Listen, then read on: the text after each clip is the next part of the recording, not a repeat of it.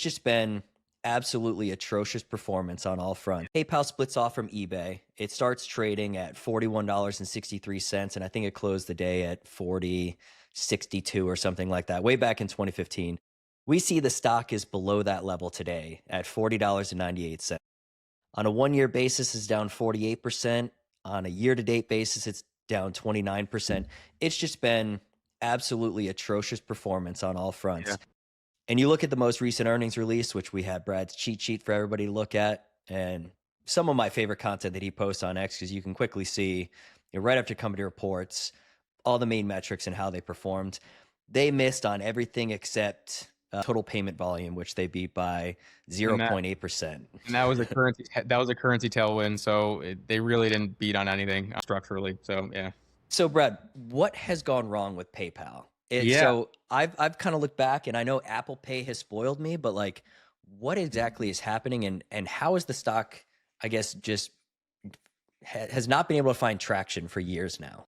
Sure. I think the important thing to point out is that Venmo and Braintree are actually performing very well. They're both doing very well. It's just that PayPal branded checkout is such a massive part of the financial engine and is such an important piece of profit and revenue for the company that if that is struggling, if that's ceding market share every single quarter like it currently is, then it doesn't really matter. That leaky bucket is too large of a headwind for these smaller tailwinds to mean anything. And they've been working super hard on modernizing branded checkout, but you just see companies like Affirm and Shopify and Apple snap their fingers and okay, our latest and greatest modern checkout has been integrated and onboard with all of our major merchants immediately. And for PayPal, for people who've been following this company, it's like we've been hearing about onboarding modern branded checkout and an experience that isn't objectively inferior to every single other competitor for 5 years. And it's like, okay, we have 15% of our merchants now onboarded. Now we have 16% and 17%. It's like, how is this such a slow and tedious process?